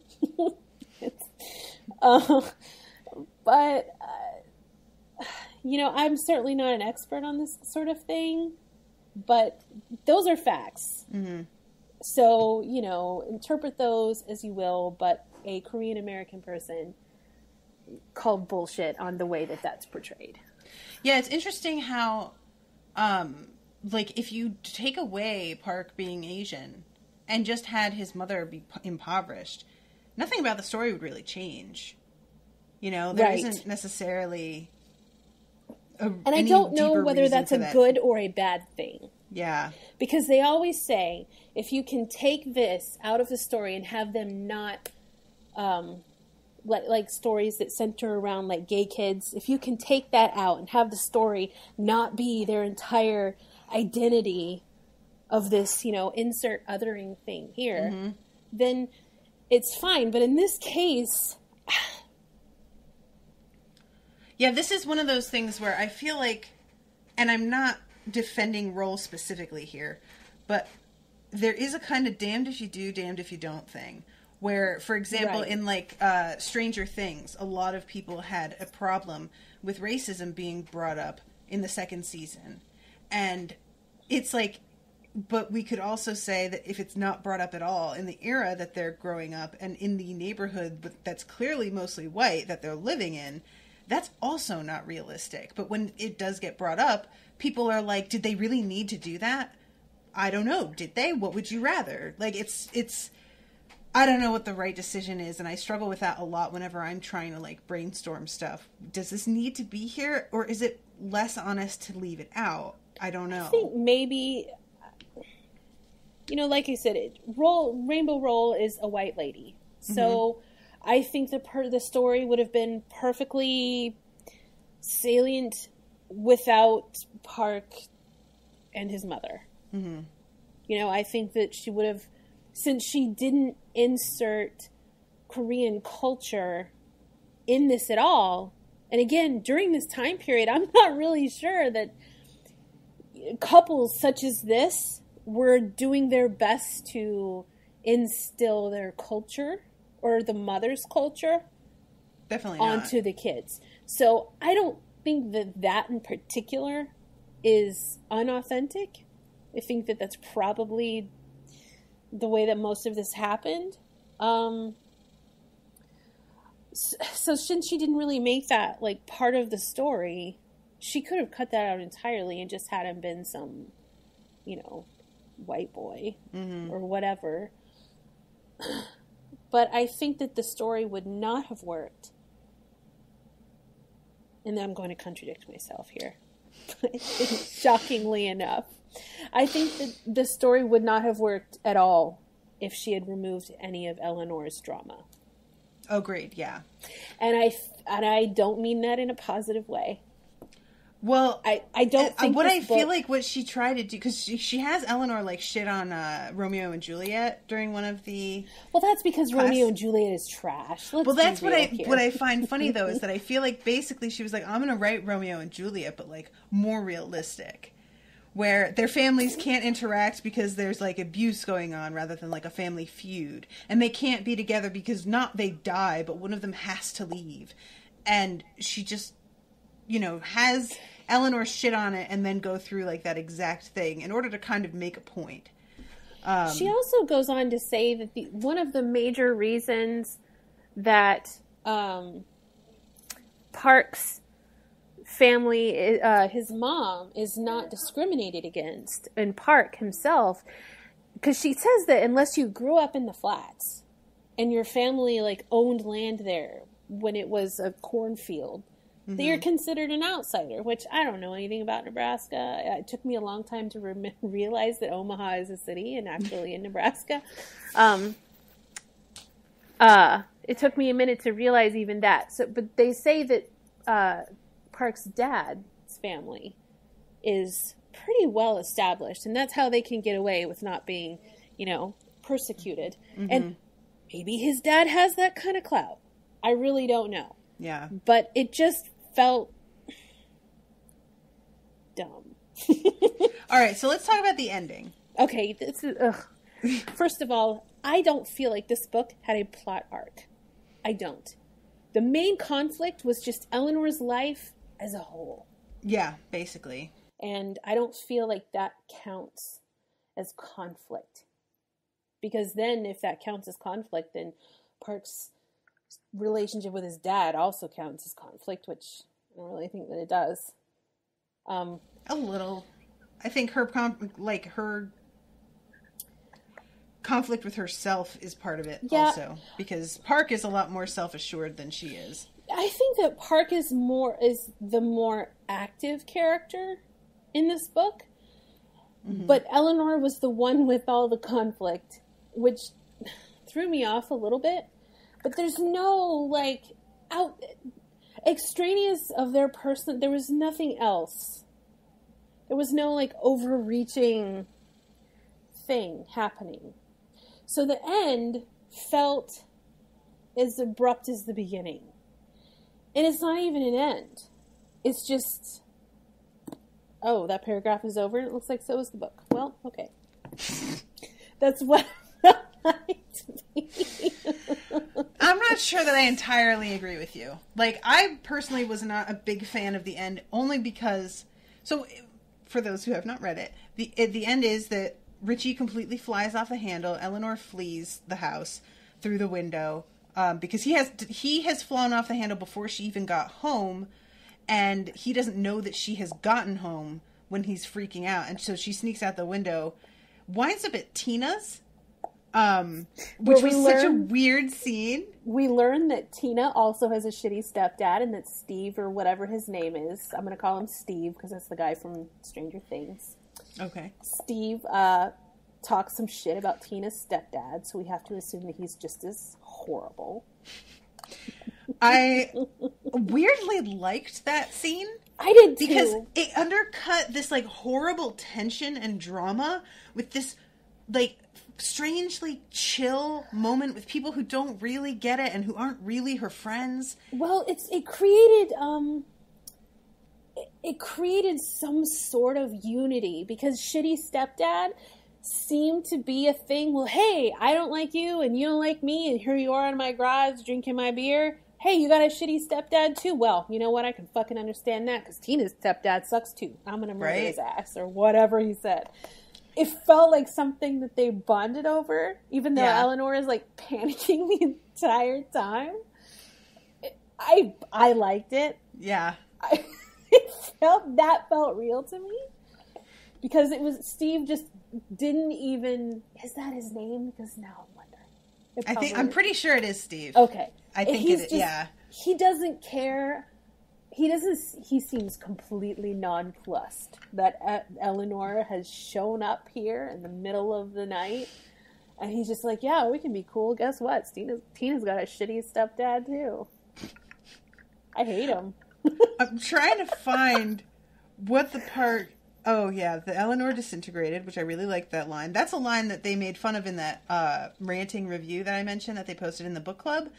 And she was just like, Eleanor disintegrated. Oh, my God, give me a break. You're holding hands. And I'm like, this girl had never kissed anybody before. And she didn't even think that this kid saw her that way. And then the next moment he's holding her hand, yeah, you'd be freaking out because you're a child with no experience. Shut up. I liked that line. I thought it was fine. I hate this book, but I liked that line. The descriptions of the things that Eleanor and Park feel about each other, I thought were...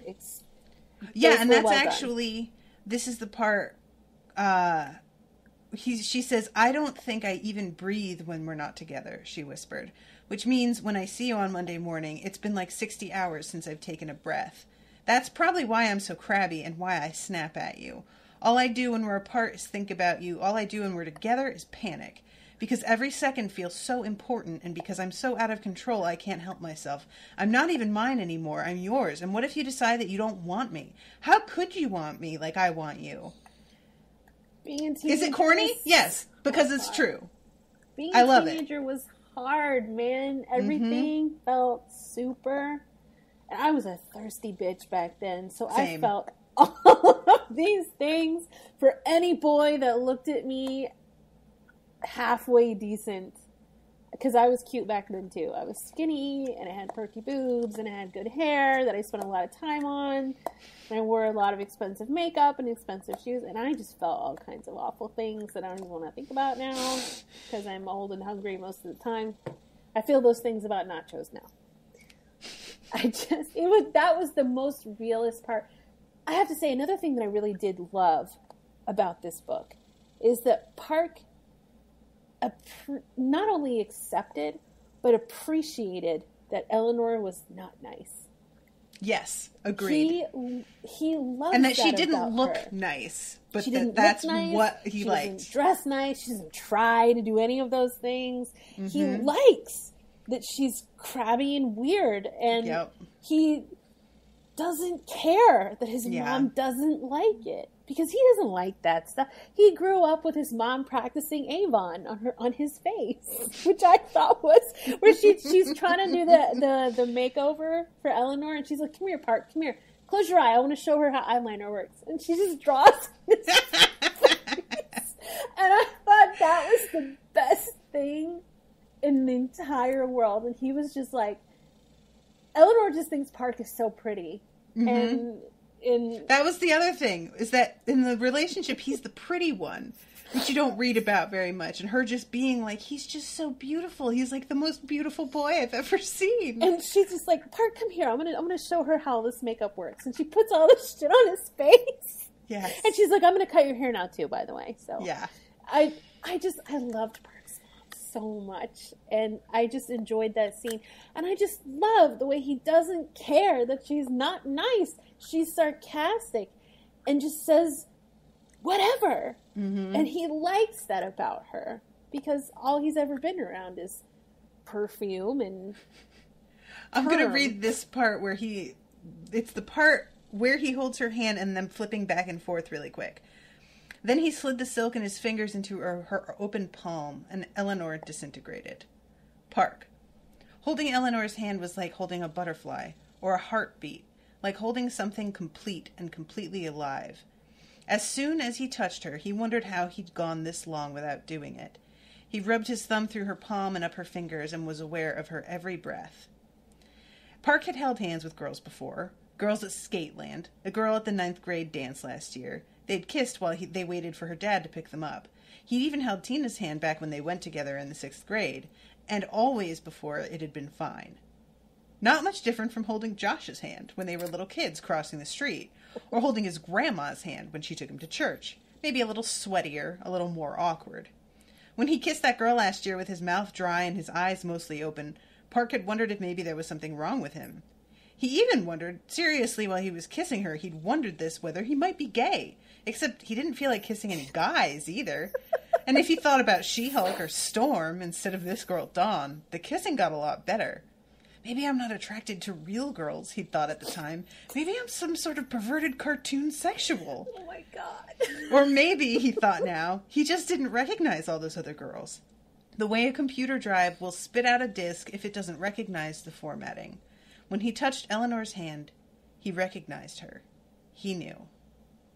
That part was so real, and I have to admit, I was cracking fuck up when I was reading that, because that's such a real thing when you're questioning yourself, and you're like, well, am I gay? Oh my god, am I a weeb? You know? We just don't know, so you start throwing all kinds of noodles at the wall, and it's just harsher. Oh, that God. part made me laugh really hard. I love it was like he hadn't recognized those girls, which I have always said that there is something like deep inside that chimes when I meet somebody who's supposed to be important in my life, or when I do something and I know this is what I'm supposed to be doing. I only feel like that when dinner's ready. I'm sorry, I can't relate. When I met Brendan, I had that. This deep in the gut, oh, shit. Because I was engaged when I met Brendan. So it was very inconvenient. But I had that feeling. And when I first met Owen, just, oh, okay, here I am. This is it. Yup. Just like, when it's the right person, it's like your entire body knows all of a sudden. It's like something has scanned over you and you've lit up. It's like, I don't even know how to describe it. So that moment, that ranting review is somebody that I really can't help but think they have not gone through this and maybe didn't experience this kind of desperate, clutching, like obsessive love that you have, especially when you're a teenager. Because there is no talking about it without sounding ridiculous. That's what it is. It is ridiculous, and it's completely real to you, even though it is ridiculous. It doesn't matter if other people don't understand it or if they think that you're being overdramatic. Maybe you are. It doesn't change the fact that that's 100% how you're feeling. So this whole thing, I felt like she captured so well that the only word I can think of is desperation. Every time you're away from them, you're thinking about them, wondering what they're doing. When are you going to see them again? When you're on the verge of seeing them, you're like vibrating. Like, oh my God, where are they? Are they behind me? Can they see me already? I want to see them first. I don't want them to see me before I see them. Like, it's just out of control. And I feel like that's something that she nails in this book. is that it's out of control feeling, you know? I think people that maybe don't feel like that was real are people that never have achieved the level of obsession that I am capable of achieving. Same. I mean, I had obsessive crushes in high school, and I say that in the most horrifyingly inappropriate way. I mean, I used to have this crush on my history teacher, and listen, the man wore a pair of khakis like a fucking criminal. Okay, his ass was 15-year-old me had a lot of issues about it. And I only ever saw this man for an hour and a half every other day. And he was very young. He was also a coach. He was one of those teachers who was like geography and soccer. He was a soccer coach, so... Oh, there it is. Yep. It's all falling together. Yeah, he was so pretty. Anyway, I was new, and he had these dimples, and he knew about Houston, and I was just like, oh, I don't even know his first name to this day. I don't know. Doesn't matter. But I just had an intensely, inappropriately sexual crush on this man. And it was a kind of obsession that gets in your head. Mm-hmm. And you feel like every movement you make is important, like you're being watched. Mm-hmm. Even when that person is nowhere near you, you're still behaving in a way that you're almost pretending that they're there watching you. Like, yeah. That faux gaze. Yep. And anytime he would be at the end of the hallway, I could feel it. Like, somewhere inside of me, I could feel it. You know, it was one of those just super intense crushes. And eventually it went away. And that's like that ranting review. She makes fun of the part where Eleanor is like memorizing his phone number and he's worried she'll forget it. And she's like, I thought I might scream his phone number out on my deathbed. Yes, because that's what it feels like. You're so and this person just like didn't get it at all. And they were just like, oh, come on your deathbed. I'm like, she's a fucking teenager who's never gone through this, you heartless stone person. She's 15. She's overly dramatic and ridiculous. Yup. Of course she thinks those things. Don't get me started. I love teen drama. And I'm really sad I didn't care for this book. I just feel like there were parts of it that I just could not get over just because my own... I can really, like, understand, like, you know, like I said, I like this book, but the parts that are tough were really tough, even for me, despite liking it. So I can really understand that just being, yeah. That was something I couldn't get over. And again, you know, if I had known that was going to be such a big part of this, I either A, would not have agreed to read it, or B, I would have prepared myself better. Right. To maybe have a better opinion. But the parts of it that I did like, I liked a lot. Oh, you know what? So we had said before we were going to talk about the ending, but we never really did. And we're running out of time here because we need to wrap this up. But so what winds up happening is she stops off at Tina's. They're having like they're drinking get together in the garage. They kind of like herd her over to Park's house under his window. And Steve like climbs up and knocks on Park's window. Teenagers are so stupid. It's so funny. And they wind up basically getting her into Park's custody, and he agrees to drive her somewhere. And he runs into his dad, who he thinks is going to try and stop him. And instead, the only condition that his father has is that Park has to take the truck, so that he can actually prove that he can drive stick. And Park has driven stick successfully, but every time he's in front of his dad, he can't do it, which I relate to so very much. Yep. And in this moment, he pulls that car out with no problem whatsoever. He drives that stick flawlessly because he's like, the pressure isn't on him anymore. It's like been shifted. The whole thing is different now. And they go up to her aunt and uncle, who you really get the impression they aren't overly surprised to see her, like that this was on their list of maybe this is going to happen and who knows when.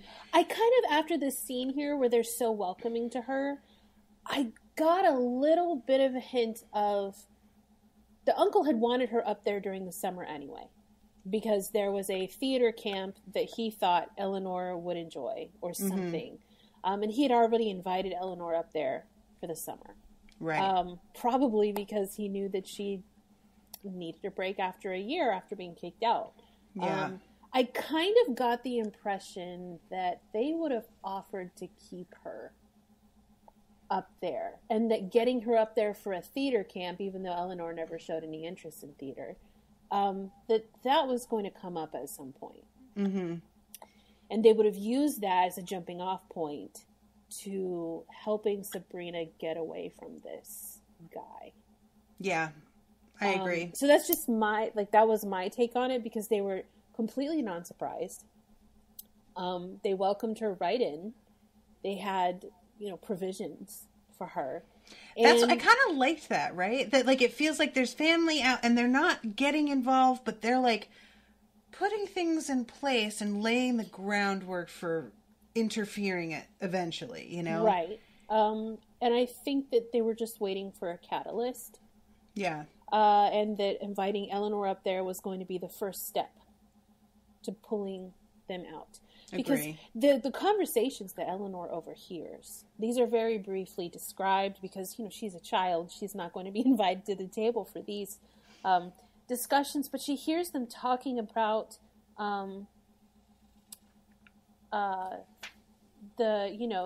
she hears her mom's name, and she talks about some. I'm sorry, I'm trying to find the. Anyway, they're just she overhears them talking about her, Mm-hmm. and her mom, and how they kind of, expected this. Right. And so I just kind of got the impression that, this was going to happen. Anyway. And so Park drops her off and leaves her because she told him not to wait. And he, like, writes to her from the gas station on the way home, like, gets a postcard. Oh, this ending just made me hate Eleanor so much. I have such mixed feelings about this, because what winds up happening is he writes to her a bunch and sends her stuff and sends her tapes, and she doesn't ever reply except for one postcard finally after months. She doesn't even open anything he's sent before replying. She doesn't even reply in a proper way. She sends him a postcard that's implied to be nearly identical to the one that he sent her. And it says it's got 3 words on it. I love you. I miss you. Or who knows. Right. I may be pregnant. I know they didn't have sex. But I also liked that, because I really expected, we'll be each other's first and then we move on. Nope, they don't even have sex, which I kind of was surprised by, but pleasantly so. Well, he puts a stop to it because he thinks that, he says, I need to know that we're going to surely meet up again, and it's going to be propelled forward by a desire to fuck. He doesn't say that, but that's the gist of it. He says that he needs to know that they're going to see each other again, and he thinks that the promise of sex or whatever is going to make that happen. I'm like, oh, you sweet summer That's not child. what I thought, but okay. That's what he says, though. He says, I need to know that we're not treating this like this is the last time we're ever going to see each other, and we're just fucking because we're desperate because we think this is the end. Listen, which is not the same thing as using it as a motive. Like, it's just being like, I don't want us to only have sex because we're afraid. At this point, I have never wanted to reach into a book more and shake a teenage boy and say, listen, put it in. I have been reading this book. I read this book in 2 days. I have been reading this book waiting for some kind of happy ending, and you're not even going to get it in? You have a truck. You're in the middle of I'm yelling. Why are you guys... You have a truck, she says. It really makes it sound like he's entitled to fuck because he's got a truck. I know that's not what you mean, but Well, it just sounds that way. Things that rhyme are true. I just, I was so frustrated by the fact that, you know what, it was like Twilight all over again. It really was Twilight-y. When it Edward made me feel that way kept too. pushing off Bella, and I'm just like, dude, she's begging for it. What's wrong with you? I don't know. And it just felt even more frustrating because the ending was so anticlimactic. I'm like, so here's even have sex. What? The thing is that kills me here is that she's acting like she's never going to see him again now. He was able to drive up there in a day. I don't understand why this is the end forever and why she's behaving like it is. Because they're 15, and after he left, she threw a little emo temper tantrum and decided not to open any of his expertly compiled mixtapes. I just don't really get why. That's the thing that I don't understand. Sucks. That's why. Maybe that's all it is. Like, if you guys are, have your own theories on that, if you're listening to this, tell me why it ended the way that it did. Because all I can think is she really thought she'd never see him again and wanted to save herself the pain and just the memory of exactly what they had. She wanted to keep it as it was without drawing things out in this long distance thing, which I could only understand if she were, say, 25 versus whatever. She's supposed to be 16, 15. We don't even If she were 25, then fine. You've gone through some shit and you're like, you know what? I don't want to do this. You're 15. Yeah, you're going to still want to do this. I don't really buy it. We don't even find out what happened to her mom. Nope. All we know he just goes home to her house and Richie's the only one there, drunk in the snow, and Park kicks it in his face. He deserved it. I was very happy about that. Kick his face because they said they were steel-toed dots, and I was like, kick him, Park. Do it for me. He considers it. He wants to. I would. Yeah. I would have also, I'm pretty sure.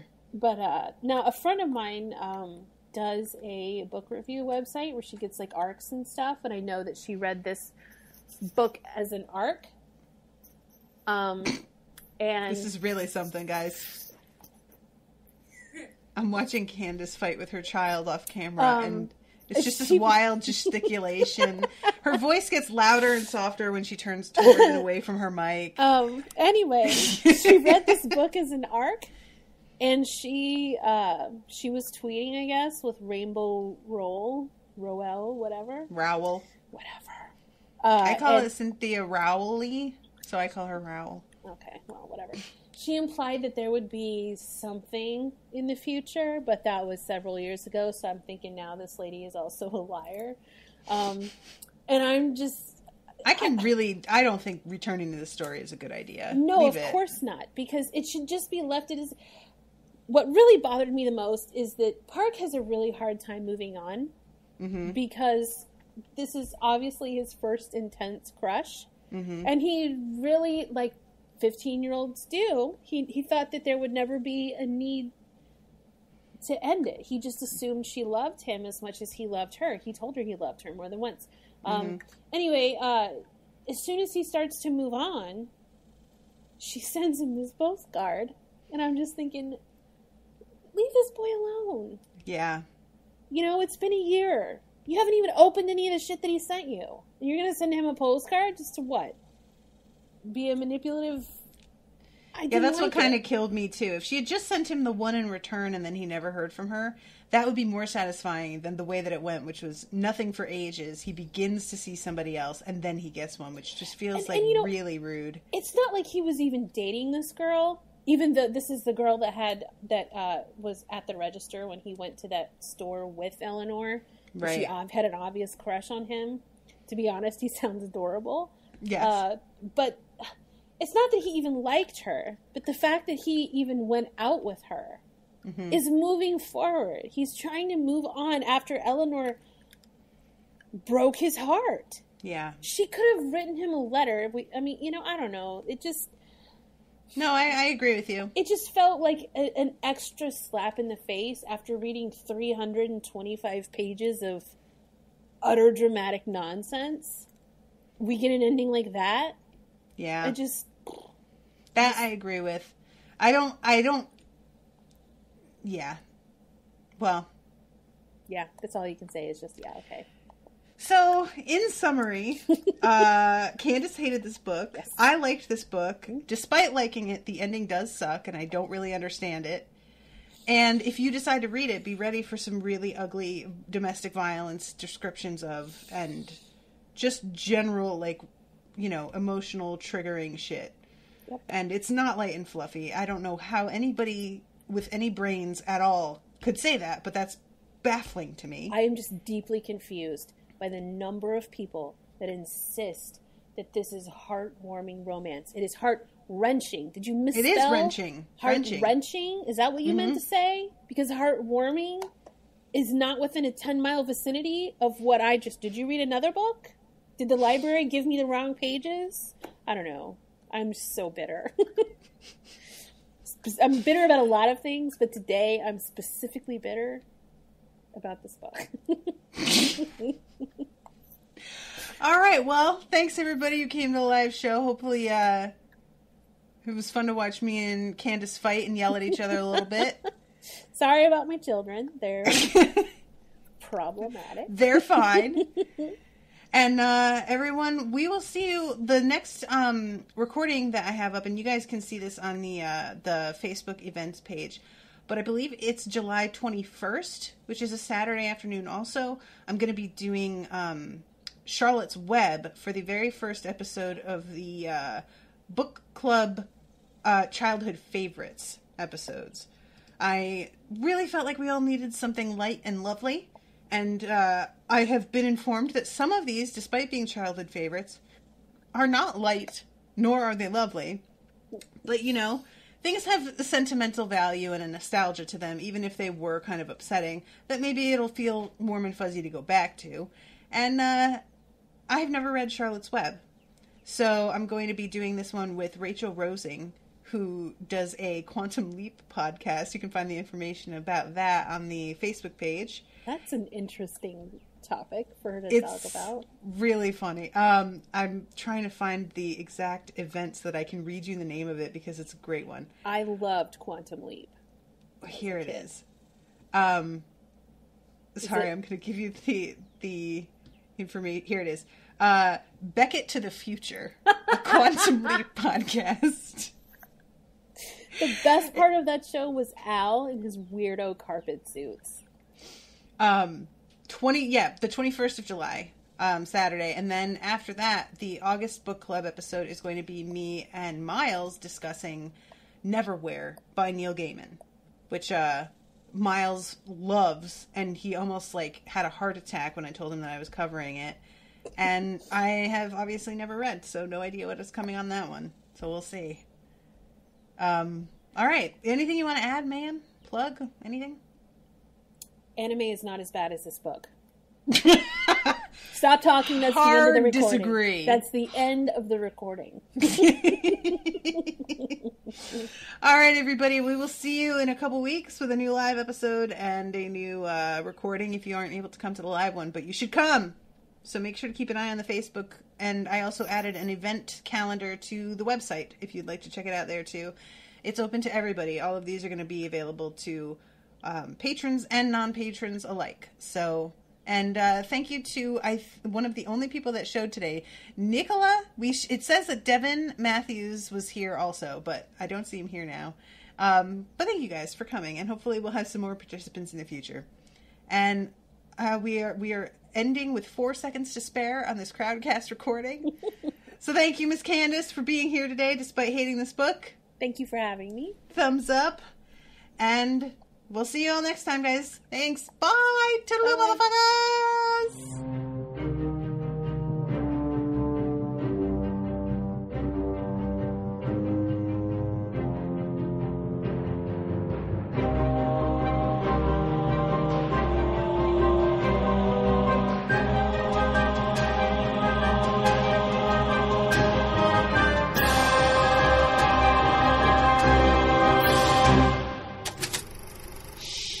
That was an Unspoiled Network podcast.